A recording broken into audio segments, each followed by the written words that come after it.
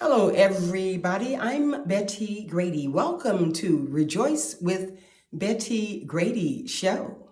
Thank you so much for tuning in. I've got a story to tell. IP Mugen, I want to express to you how refreshing it is to have lunch with a man that's a gentleman with the bonus of being a scholar. Betty, flattering can open many doors. IP Mookin. And if it's overdone, it's overkill. Betty, with this 4-hour layover, I'm really glad you could squeeze me in your schedule on such short notice. IP Mookin, I would have had it no other way. If I had to dice, chop, or slice my itinerary in fragments, you would definitely be inserted into my schedule. Oh, Betty, you're not on the brink of overkill now, are you? IP Mukin, not at all. But I'll tell you what I was on the brink of. Betty, what's that?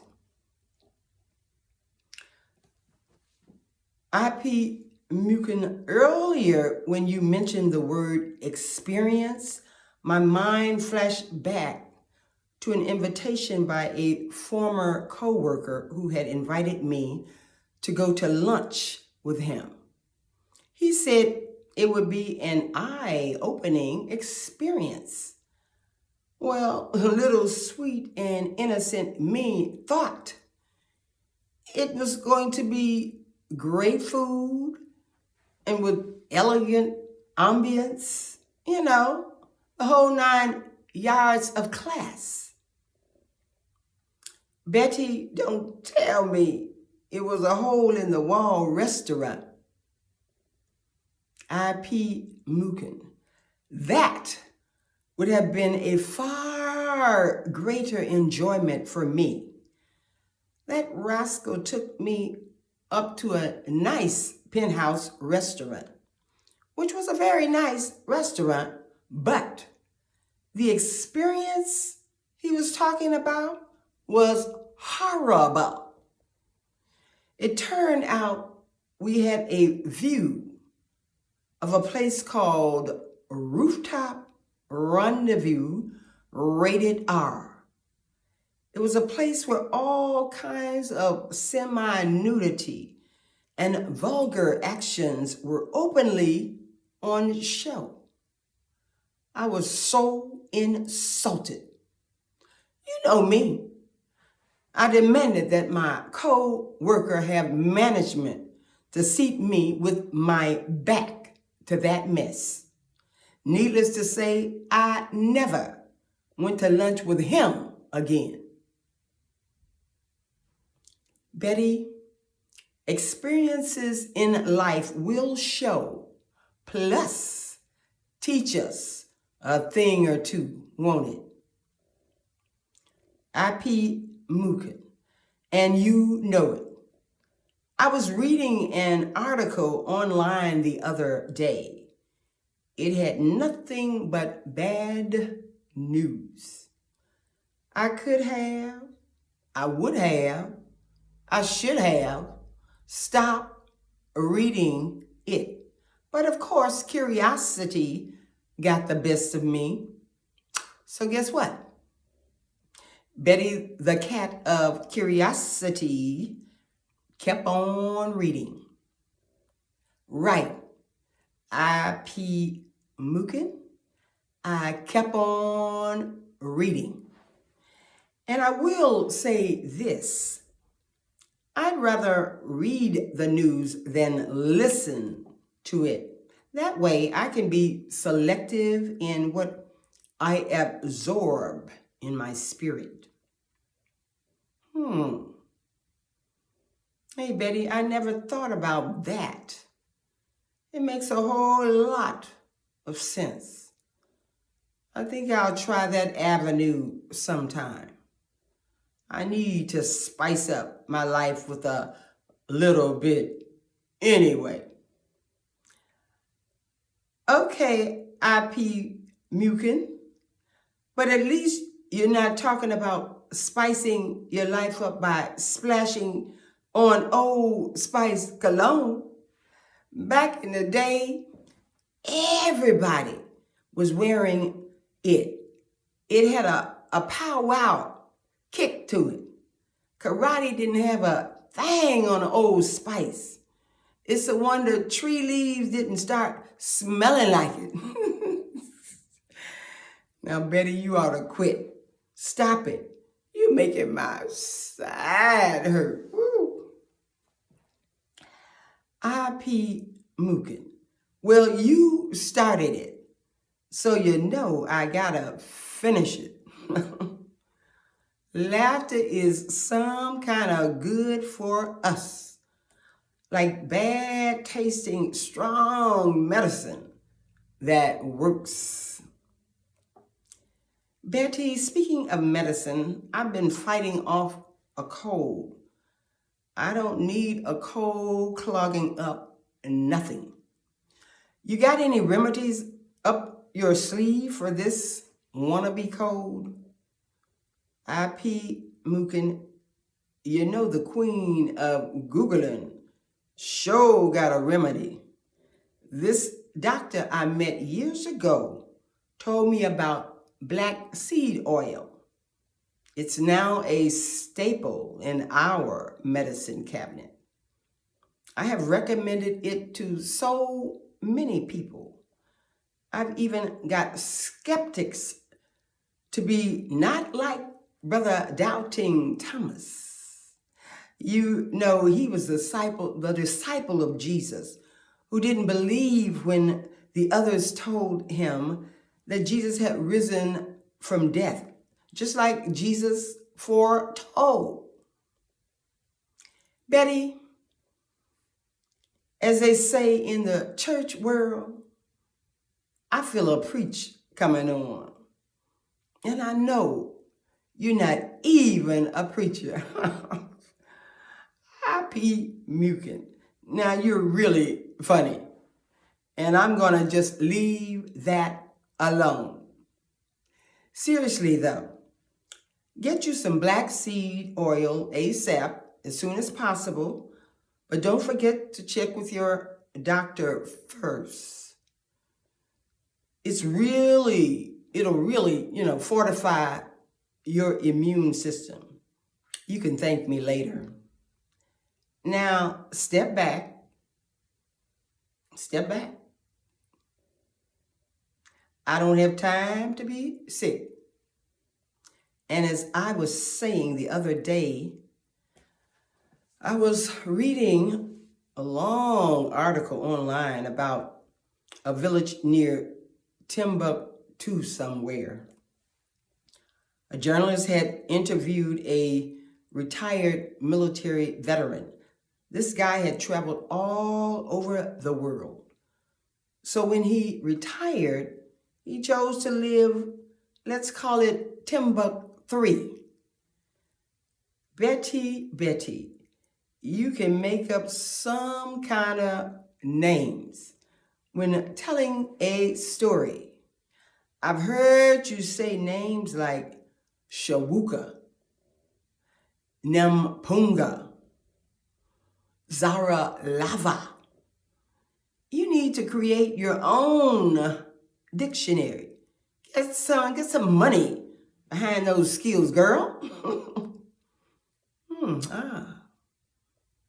IP Mookin, you got an excellent memory. Whoa. I haven't used the name Nampunga in about 5 years. I think that name was in reference to somebody whose mind had snapped.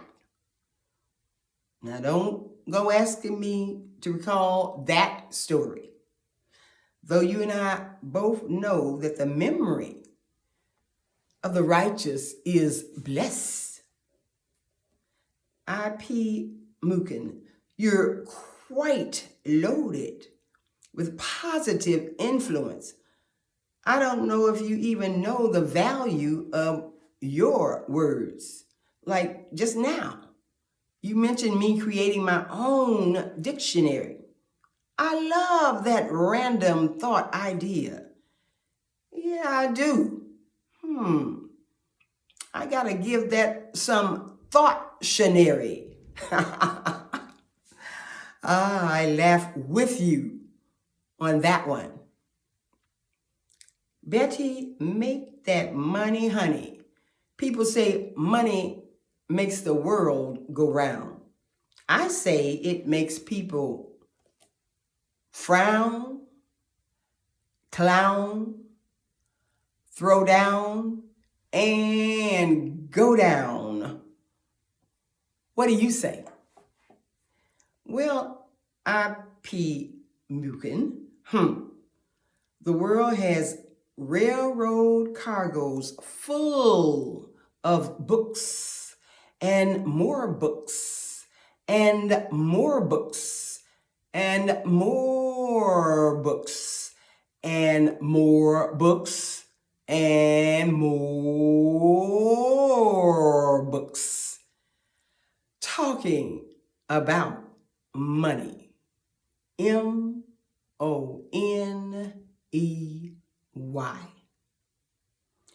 And you want to know what I think about money, huh?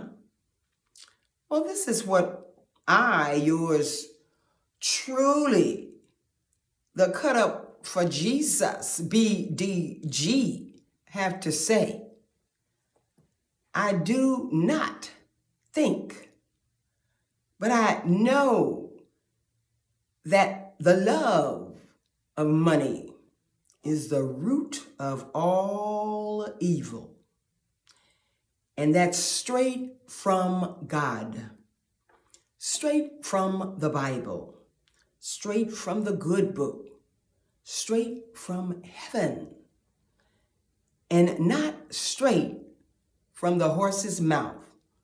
But I'm not a horse, so don't get it twisted.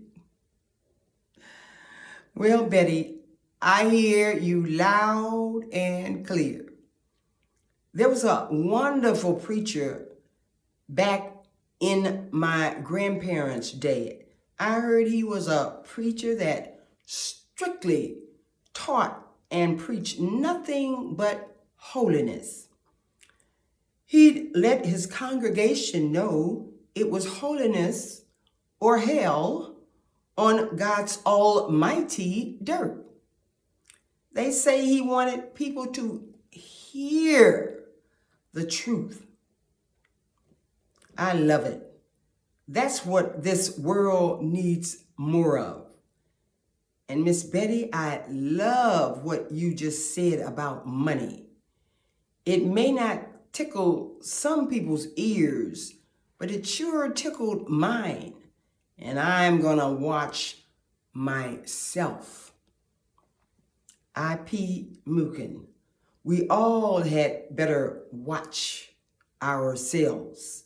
And I already know, since I have been well taught by my pastor and bishop, taught that I'm to be a conduit, a channel of God's blessings, whether it's money, serving others, extending a listening ear, or whatever. I am blessed to be a blessing. I.P. Mookin, I already know this kind of thinking is stupid to the world. But you know what? I totally would rather bend and bow to God's way and look stupid to the world than to diss God Almighty and be stupid. And what do you think about that, I.P. Mookin? Betty, I'm a God pleaser too, because I know stupidity, okity, pokity do. I.P. Mookin, I just may let you collaborate with me on my possible new dictionary venture. I like quick thinkers and trendsetters. I see your big grin. Okay, so back to the story of the retired military veteran. And I'm going to be quick because I got to wrap this story up. This veteran just knew he had located a perfect place to live. Great weather, a remote location from the rat race of life, beautiful landscape. He thought he had found the perfect retirement place to live. The short version of this long article was Timbuk3 was far from utopia.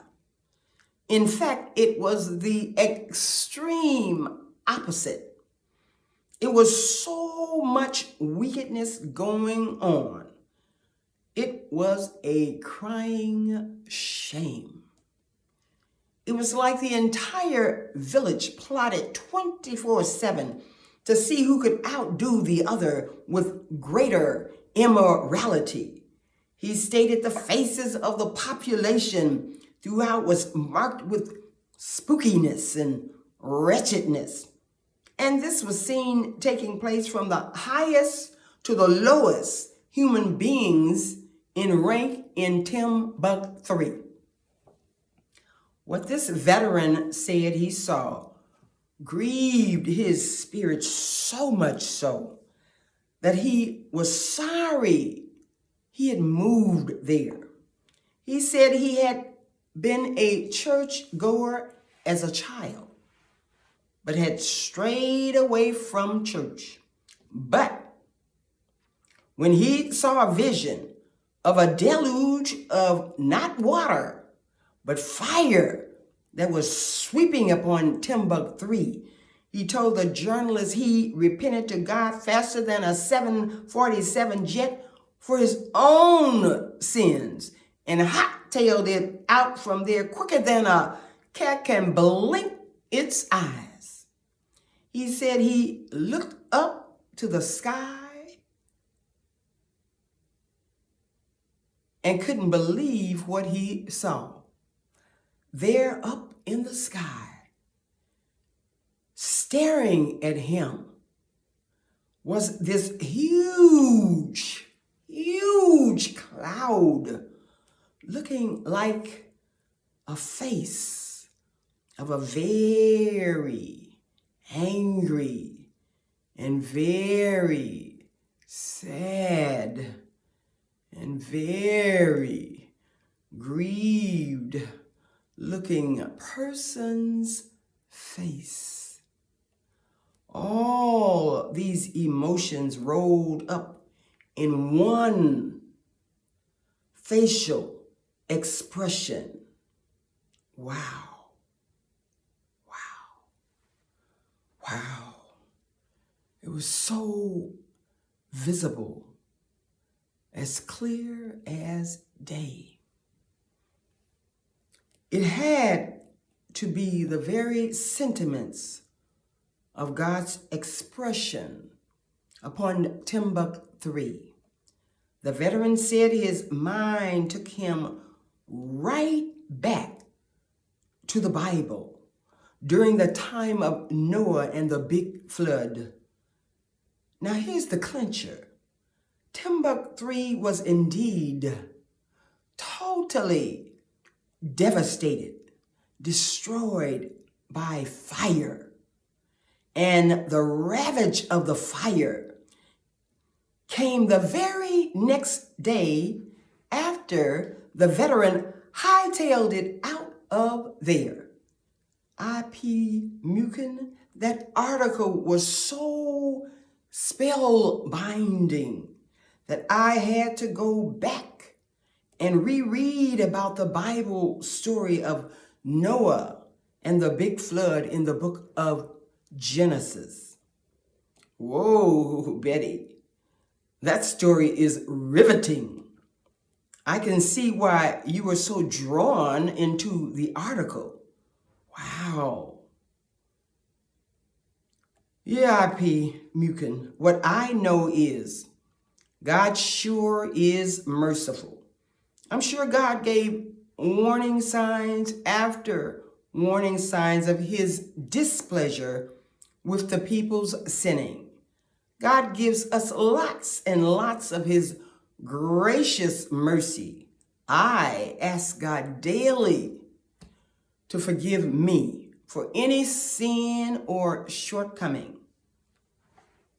I.P. Mukin, I tell the people of God, about him whenever I can. For the coffee is just a perking. Tick, tock, tick, tock. I want sleepyheads to wake up and smell the coffee. Question here. Do you care for a little hazelnut flavor in your coffee? I do. Sometimes. Peace out. Please don't forget to subscribe, like, and share, and hit the notification bell. Thank you so much for tuning in. And remember to choose to rejoice evermore. Blessings.